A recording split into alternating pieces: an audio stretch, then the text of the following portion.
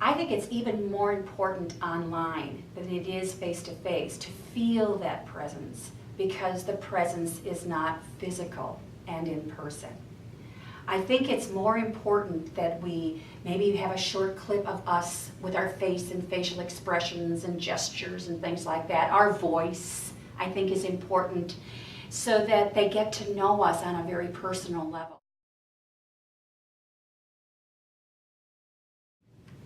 Some of the methods that I employ to have students know that I'm there, to sort of feel my presence, and I do think it's my obligation to do that, to be there, teaching and training and facilitating, are very obvious. I enter the conversation. Maybe I do have a particular additional reference, or I have an additional website. I keep that in kind of a library. We have an unlimited library of resources as faculty, and it's growing exponentially. And what I've done is I've categorized them so that if I see a conversation, or if I see a question, or if I see an individual is either not using something thoughtfully, not using a reference thoughtfully, or going in a direction that can be improved personally, I have all their email addresses. So I can email a student individually and ask them to check something out, to check this out. Yeah, some of the live tools that I've used, in particular Google Plus Hangouts, I use it more as kind of a virtual office hours. And so I will be online for an hour on Wednesday evening. And the students can log on. Typically they log on at the beginning of that hour. But typically I'll have 2 or 3 at a time that will be in there. And they'll ask specific questions about what they may be struggling with in the course. And it allows also for them to have a little bit of a dialogue between the students, although most of the dialogue takes place between me and one of the students, the other students just listening in. But that's been something I've used for about a year now, and it's been really pretty successful. Another way in which we establish the fact that we are there is the immediacy of our responses to their emails and to their questions.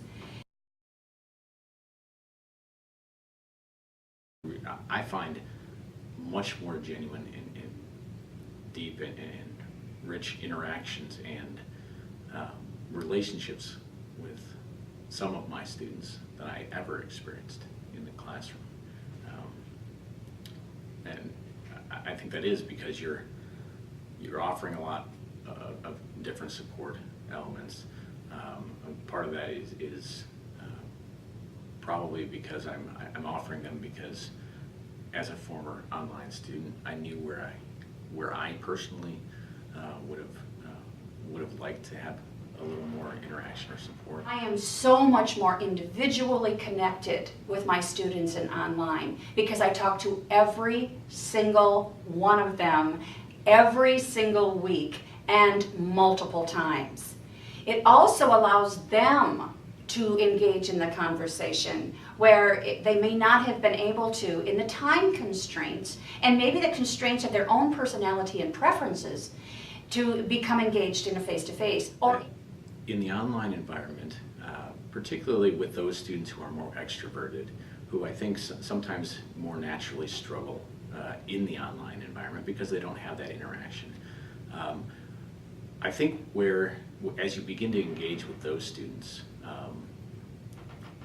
where they find those relationships deepening and becoming more beneficial and more rich for them, is that even in the classroom environment where they are used to being able to interact a lot, the interactions in the classroom environment are very rarely one-on-one interactions. And I think in the online environment, there's much more of that one-on-one, so you can really respond to the specifics of that individual learner's questions or concerns. That's the luxury of online, and that's where it's a little different, and I find it to be a wonderful way for me to get to know every single student. I think there are more ways for students to get different types of interaction in an online environment. I think it's really critical, though, that we structure the discussions and structure the activities, and you know, whether it's wikis or blogs or discussions or whatever the activity in the course room is, how we structure those can either facilitate greater diversity of ways of interacting, or it can really kind of narrow it. The definition of facilitator is to engage a group of people in such a way that they contribute uniquely and distinctly and individually to come to synergy, which is when 2 + 2 = 5. Well, you can do that by directing it that way, or you can do that by allowing them to find their way. And all facilitators, either in face-to-face or online, want to be a little bit too controlling and too directive. I probably in the first year that I was teaching online, I probably would not have reached out to the students as much as I do now to say what's working and what's not. But I have no hesitation at this point in doing that on a week-by-week basis and I don't typically broadcast those questions to the entire class, but I will one-on-one say, hey, you know, so I'm noticing this dynamic. What's your take on this? And the students are very perceptive and typically see the same things I'm seeing, and oftentimes are able to see more of the root cause that I'm able to see on my side. I also like to allow myself the ability and opportunity to be surprised and not to be too directive. That takes discipline on my part as well, to kind of let them engage in their own conversation.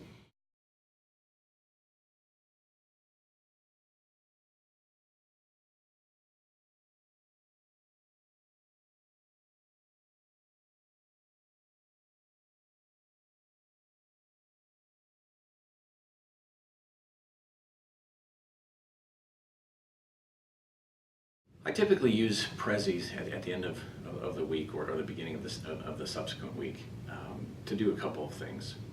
First of all, it allows me to respond specifically to any of the issues that I'm seeing. Even within the discussion forums, it's sometimes difficult to get in, and particularly if a discussion thread is heading off in the wrong direction, sometimes it's difficult to curb that immediately as it's happening. And so it gives me an opportunity, once the students have finished that week, to go back and say, hey, you know, here's some of the things I saw, and here's some of the key challenges I saw the group having. So it allows me to respond particularly to areas that I think need more emphasis, or that need kind of greater focus, and to interject some of that instructor as expert guidance that I haven't been able to perhaps in the discussion. I think it also allows me to tee up the next week at the same time, and to really kind of address kind of what's coming up. Summarize what has been going on throughout the week, and do that in kind of a evaluative way. I mean, do a little assessment. What I do is actually take tidbits from what people have actually said. I put quotes around it. I don't cite it because they already know who they are, and if you were part of the group, you know who they are. So and that just takes a lot of extra time. But I'll just take tidbits of information, or from public assignments, never the journals, but public assignment without permission. With public assignments, I take just bits of information and put them into my assessment. How easy is that? You know, as an online learner, again, you may be working at 2 o'clock in the morning every morning for during the week. That's your time that's the only quiet time in your house, and you're not working, and that's when you have to get your work done. But it's very isolating, and to have that occasional, you know, face of your instructor come on and actually say, you know, we've gone through this past week. You guys did a great job. I was a little surprised to find that we're having trouble with this aspect. it creates that kind of coaching mentality.